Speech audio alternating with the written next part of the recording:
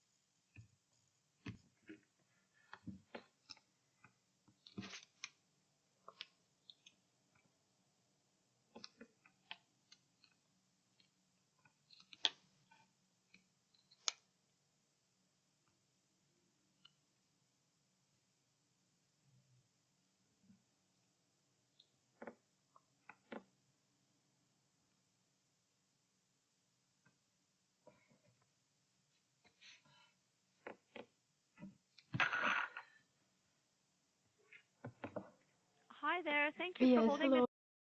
Thank you a lot. No worries. I was looking for the file and I came across my supervisor, Jordan St. Pierre, and he advised me that this had been answered earlier today, that he Oh, responded to your question. no, not really. I'm still having some questions, and I really need to understand the logic behind. And first of all, I want to ask you, whatever I say, I ask you not to take it personally, because the whole case I'm dealing with is not only the review of a decision. The whole issue is that my information, my personal data was mistreated in the Embassy of Canada. And as a result of that, it was transferred to different people who have used it wrongly, and now my husband is being accused of committing a crime in Canada. At the time, while I was not even there, okay? So I really need to understand each and every step that is happening. That's why Okay. I keep calling back. I understand. So this morning when you spoke to my supervisor, did you speak to him over the phone or by email? No, I don't have his email now. And Okay.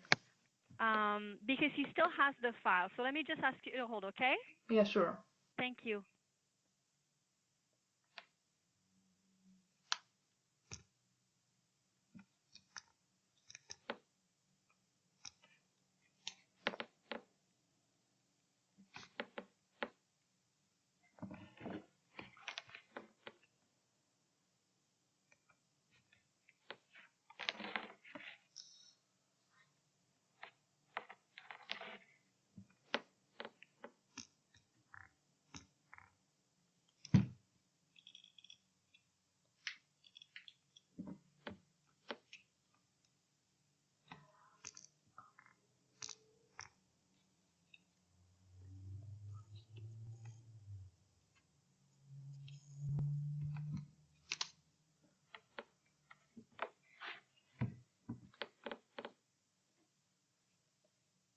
Hi there. Thank you so Yes, much for yes. holding, Miss. Thank I really you. apologize, but I'd rather transfer you over back to Mr. St. Pierre.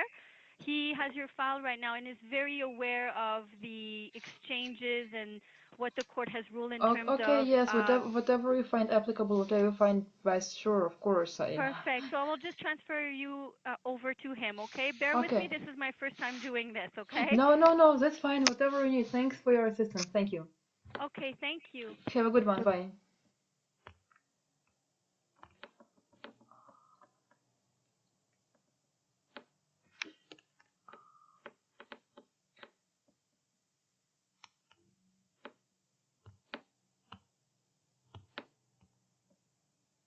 Hi, Miss. Yes, hi. Jordan, can you hear us? Yep. Okay, perfect. You're now in communication with Jordan. Please go ahead. Thank you a lot. Good afternoon again, Mr. St. and I'm calling again with respect to the case that you're aware of. And I still have some questions. And Okay. uh, I want to start, first of all, with the thing, whatever I say, I ask you not to take it personally. Whatever I say is not to offend you or anyone else. It's, as I said before, my whole case is about my personal data being mistreated in the Embassy of Canada. And, you know, it was used wrongly and transferred to other people, which has resulted in very bad circumstances for my family. And right now, I need to understand each and every step. And that's why I keep asking the same questions, and I really want to hear the response. As I've told you before, the issue with this email that I have from the minister, you already know it has a very straightforward sentence, which is very indicative that minister is well aware of a judicial review proceeding in the Federal Court of Canada, right? We agree on that.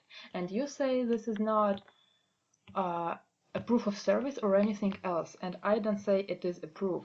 I want to understand how am I to treat all the documents that I have received from the minister, because at this point they seem to be completely irrelevant to the court. And I do have a lot of documents, and my whole case is based on correspondence and documents that I have received from the minister, because he's the only one I've been communicating with, right? And I want to understand how do I treat them.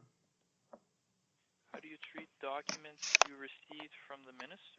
Yes, exactly, because you know, he's saying one thing, and the thing is, if he is aware of a proceeding and there was no service of any documents on anyone as the court has ruled, then he might not be aware of it. And at this point, we stand at the point where he says he is aware, and the council says that no one is aware, and her word is much more important, and her word is taken as granted. And if I have You're the saying whole set of you're saying the minister is aware of what exactly? that there is a proceeding for leave and for judicial review in the Federal Court of Canada. It says just that, and in the email I've been referring to. Yeah, it says records. It says that the records confirm that you have exercised your right to file an appeal. Yes, Yeah. I have Yeah. exercised my right for appeal, and the case is currently before the court. And this is very indicative that the respondent is aware of a proceeding. If there would have been no service whatsoever, he would not have been aware of that. And I don't ask you to take it as a proof of service. Obviously, you cannot. This cannot be a proof of service. I understand that.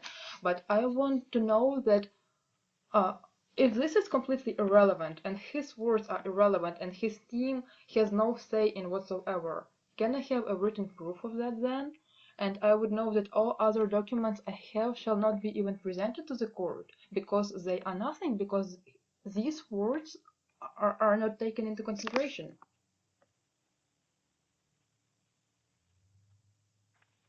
Yeah. Well, there's nothing that the court can provide to you for that effect. You're indicating. All this email says is that they're aware that you filed an appeal. Exercise your right to appeal.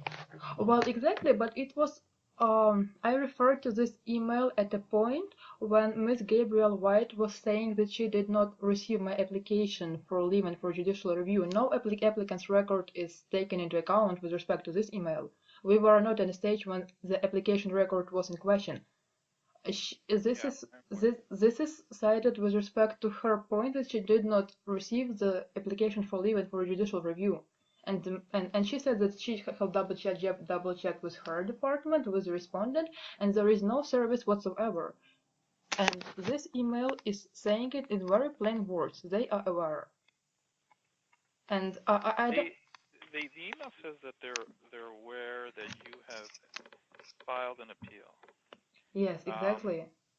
If but if that's if the I if the understand that fact. I understand what you're saying, and that you're correct to indicate that the exercise and that they're aware that you filed your appeal, as from the email. But that doesn't change the fact that the rules indicate that you need to provide service on counsel for the minister in this case, that is DOJ. I understand. That is why, Okay. first of all, I have provided an affidavit of service, which was I mean, it was not disregarded, but it was put aside, right? Uh, the judge ruled that, the counsel shall be granted an extension of time to file her notice of appeal because she was not made aware of the proceeding. And this email is indicating that she must have been. Well, that's not indicating that she must have been. It's saying that they're aware of an appeal, but that doesn't deny the fact that the respondent indicated they need to be served. So that's according to the rules. They must be served with your application for leave and judicial review. I can't get into the details. I'm unaware. We are just registry officers for the court. We deal with court documents, deal with federal court documents. I'm unaware, and I can't respond to you exactly what's going on at IRCC or that email trail. That's not what we're doing. Is we're looking at court procedures with the federal court. I Our court understand. procedures indicate that it wasn't clear on the service. We sent it to the court for direction. The judge issued a direction. So we're past that stage now. So I understand that, and as I said you earlier before, I am very worried about this fact because my point is that the respondent was well aware, and if I file my applicant's record on Miss Gabriel White, and she responds in the same manner, how am I to prove that it was served? If I have some documents from minister, and I have plenty of them, and she denies everything. She has a right to do so because she's counsel. Then it seems that all my evidence, everything I have on hands, is irrelevant. So that's why I'm calling back to ask how shall I treat his correspondence, because at this point it seems not to be relevant. well, for that I would say I would tell you to serve the respondent, serve Gabrielle White. There's hang on. Yeah, there's now I understand that you're not located near one of the local Department of Justice's offices, because when you can do that you No. can serve in person. You can just Well, go if there. I wouldn't have been mistreated in the embassy, I would have done that happily, but there wouldn't been an effort for the proceeding, so yeah. So then um I used the ordinary mail. It had a tracking number on it. It has a delivery certificate, everything, and it was not deemed enough. You know what I mean? I mean, I did not design the delivery certificate. I cannot put anything else except what Canada Post puts on it. So it will be pretty much the same situation.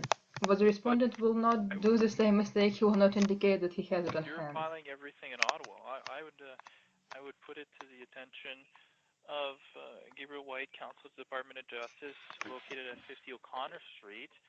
Make it quite clear that that's who you're serving on behalf of the minister. When you send you're going to send your record again by Canada Post. Is that correct? Well, I might do that, or either if she signs a consent for electronic exchange, I can do the email or fax, whatever. Well, that's another thing. If you contact her, and you should have her contact information, if you'd call her and ask for a consent to electronic service of your records, she may consent. I don't know if Well, she would or not, but yeah, I believe she would not, because, yes, I believe she would not. But I can try, yes. you can try. You can try serving it by Canada Post. You can also try a different postal service, FedEx or something along those lines, that might be able to provide a signature at a more clear affidavit. There's other bailiff services that provide service of documents such as application records. Those are suggestions, and yeah, and So whenever basically, what you're if we saying, I should just try my luck and hope that she will not pull the same stunt again. I well, I understand. would say, you know, serve your document, and then if and then we'll see where it goes from there. But if you serve it in one of the ways according to the rules, there shouldn't be an issue. What can I say? There's until we have the documents, until it's been served on counsel for the respondent. It's hard for me to kind of say anything on this because you haven't Well, served it yet. So well, yeah. okay, this is what comes with respect to service, and I appreciate your suggestions. And I mean all the other documents, whatever correspondence I have at hand, whatever decisions I have at hand. If the council denies whatever is being said, I mean, should I just go on with it, or because I see that these kind of emails are not accepted, and it seems that the words of Minister's Well, team what are I was completely trying to say irrelevant. with this email, I'm not trying to say that there's not acceptance. I'm not trying to say that you can't include it in an affidavit as part of your record. What I'm saying is that this, according to the federal court rules, does not indicate proof of service. That's what I was indicating. Um, because for our purposes, it's not proof of service. But I'm not saying that you can't include it as you've done via letter or via an affidavit or different. There's, it's on the court record right now. This email is on the court record. So if ever, if ever the document And served, the respondent uh, responds, the court determines leave, the court will have access to it, this it, letter. okay, can I have the other question, please? Thanks a lot. Is there a way to have some kind of documented proof that the judge has seen this email, he's seen all the material that was in front of him, and that because the directions itself, it does not refer to this letter. It just says that there was no proof of service or whatever else. And is there a way to have a written confirmation that this was taken into account and this was actually presented to the judge?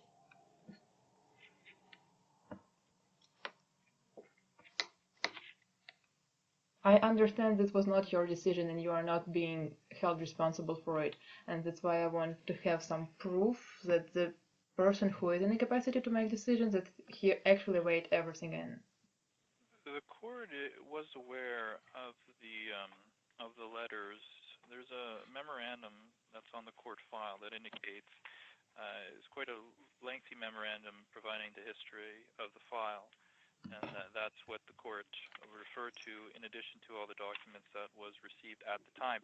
Now, when a file is sent to court and documents are received on a continuous basis, and we get, for example, today I've gotten 3 faxes with this attachment on this email that you had spoke to me about earlier today that was already on the court file. I have 3 new copies of this document. Well, I So I have cannot one say. that's on. I'm sorry to interrupt you. I just want to make it clear that I brought to the attention of the court that my email was hacked and my means of communication have been hacked, and court has chosen not to pay attention to that, and I really cannot say that everything you receive has been sent from me unless there was my signature on it. So, Well, I have something that's it says from, um, and your last name here okay, yeah. today.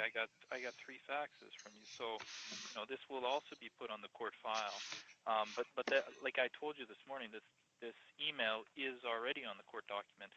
Anyways, what I'm trying to say is when we get multiple emails multiple times a day, and we send it up to court, uh, the court. But anyways, the court had Yes. this documentation before them when they rendered the decision. The court decided that the respondent should have a notice of appearance.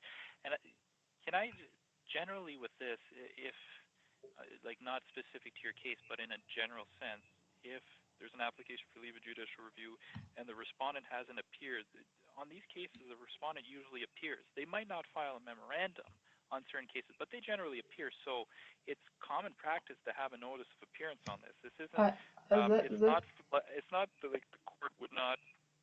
Most of the time, the court would allow the respondent to appear, to at least make the case Uh, and file I documents. So, perfectly understand your point, and I believe this is correct because if there is a state involved, it has to stand up for for the decision.